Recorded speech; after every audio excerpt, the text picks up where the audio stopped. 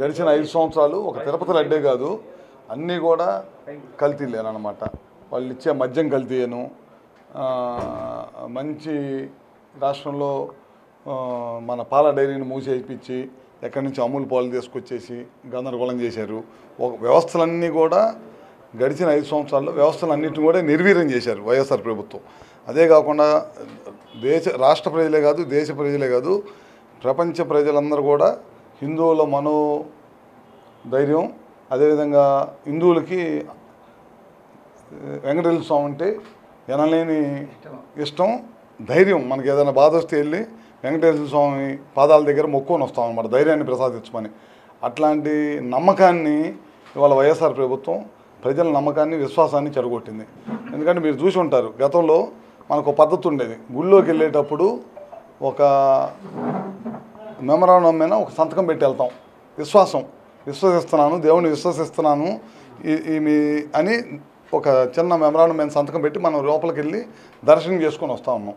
ఆ రోజు జగన్మోహన్ రెడ్డి గారు వెళ్ళేటప్పుడు ఎవరు వెళ్ళినా రాసేసి వెళ్తారనమాట. వెళ్ళేటప్పుడు అప్పుడున్న మంత్రులు చాలామంది ఏం మాట్లాడారు, మా ఇష్టం వచ్చినాము, మేము వెళ్తాం, మేము వస్తాం, మేము రాయాల్సిన అవసరం లేదని మాట్లాడారు. అంటే ఒక ముఖ్యమంత్రిగా వ్యవస్థల్ని కాపాడాల్సిన వ్యక్తి వ్యవస్థలను ఎప్పుడైతే నిర్వీర్యం చేయటం బిగిన్ చేశాడో ఇట్లాంటివన్నీ జరుగుతూ ఉంటాయి అన్నమాట. మీరు చూస్తూ ఉన్నారు, నిన్న మొదట్లో కూడా చాలా మాట్లాడుతూ ఉన్నాడు ముఖ్యమంత్రి, పాత ఆయన ఎవరు జగన్మోహన్ రెడ్డి చాలా మాట్లాడుతూ ఉన్నాడు. అవన్నీ కూడా తప్పులు. ఖచ్చితంగా దాని మీద ఎంక్వైరీ చేయాలి.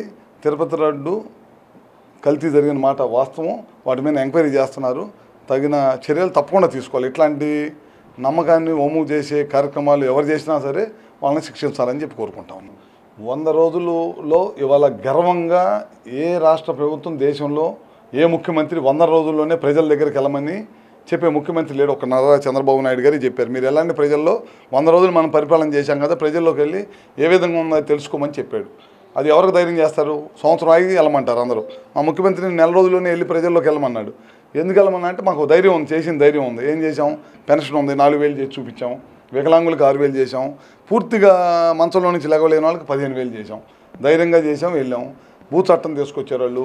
భూ చట్టం తీసుకొచ్చి ప్రజలందరినీ భయప్రాంతులు చేశారు.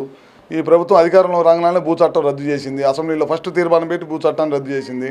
ఇవాళ ప్రజల్ని భయప్రాంతుల నుంచి విముక్తి కలిగించి స్వేచ్ఛగా వాళ్ళ గుండెల మీద చేసుకుని నిద్రపోయే స్థాయికి తీసుకొచ్చాము. అదేవిధంగా 175 అన్నా క్యాంటీన్లు రద్దు చేశారు. పొద్దున్నే నిద్రలేగానే చాలామంది కార్మికులకి, చాలామంది పేదలకి అన్నం పెట్టే వృక్ష కార్మికులు, పొద్దునే జీవనం బతికే వాళ్ళందరూ కూడా మనం ఇవాళ అన్నా క్యాంటీన్ మళ్ళీ ఓపెన్ చేసేసి 100 ఓపెన్ చేసాం. నిన్న మొన్నట్లో 75 ఓపెన్ చేసాం. బ్రహ్మాండంగా ఇవాళ పొద్దున్నే 3 పూట్ల ఒక పూటకు 5 రూపాయలతో భోజనం పెట్టే కార్యక్రమం చేస్తాం. 3 కార్యక్రమాలు చేసాం.